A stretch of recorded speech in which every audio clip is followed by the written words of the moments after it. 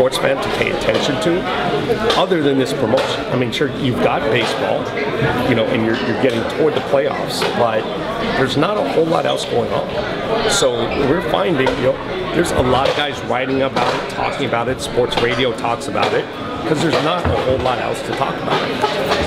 Arguably, again, this being the biggest, Floyd, I felt like you guys have done a great job promoting him.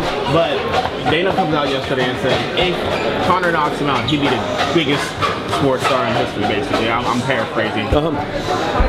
With as much effort as you guys are promoting him promoting himself, I still feel like he doesn't get that level of respect he deserves. If somebody like Conor can take a 15 seconds, like 50-second fame shot, and then like, he becomes a comment in the sky. What's that say about Floyd?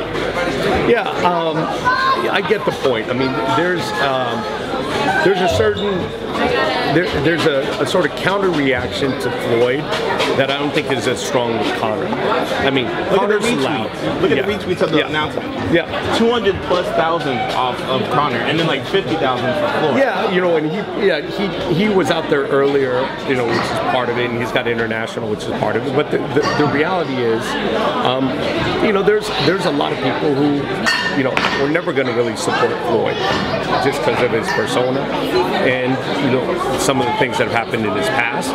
They just, you know, don't want to. You know, Floyd's career is pretty surprising in itself. I mean, he's not a heavyweight. You know, he has no endorsements. He doesn't knock people out, and yet he's been able to make himself into the biggest pay-per-view attraction in the history of the sport. And so it's actually, you know, the fact that he even became as big as he has become is itself is really the miracle.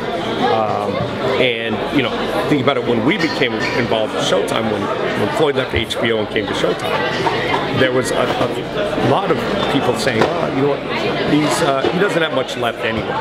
You know, there's not much left in his career. He doesn't have big fights left. That was 2013. You know, and he set 2 all-time records since then, and August 26th might be the 3rd. 3 more questions. Have Conor and Floyd met in person? That's a good question. Not recently. No, not recently. It's not like you know, the big breakthrough in Mayweather Pacquiao was when the 2 guys met at the Miami Heat game, and then they sort of had a cup of coffee or something afterwards and worked out some details. That hasn't happened, and I think that's one of the reasons why people are so interested in a press tour and getting these 2 guys in the same room and sort of in the same room repeatedly. Steven, do you think everybody who's criticizing Mayweather McGregor would jump in with Mayweather in a heartbeat?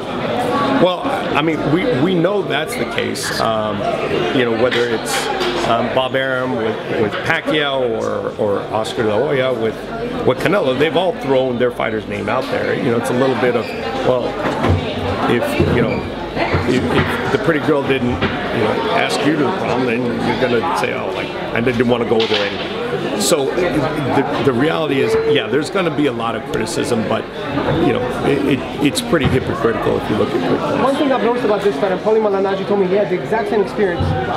You're not having the typical quote-unquote fans approach about this fight, but everyone else is. Old people, you get the same thing right now, Steve, where you go like, yeah, I think, you know, their boxing fans are talking about Mayweather McGregor for good reasons and for bad. MMA fans are talking about it as well. But there is a segment of the audience that doesn't care at all about either boxing or MMA that is aware of this fight because of A, the personalities, and B, the unique nature of the event. And that's not even the case for Mayweather Pacquiao. Mayweather Pacquiao, you know, it was huge, but it was within sports.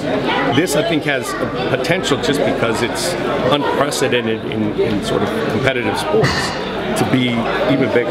I know 154 is, correct me if I'm wrong, probably the biggest weight that Mayweather has ever officially stepped on a scale. What was the psyche behind that? If you can speak on it. Sure, I think there were two things, and they're the little ego and mind games. I think Floyd was sensitive and was sensitive, or at least anticipating criticism if it wasn't 154, because then people would say, "Oh, he shrunk him down."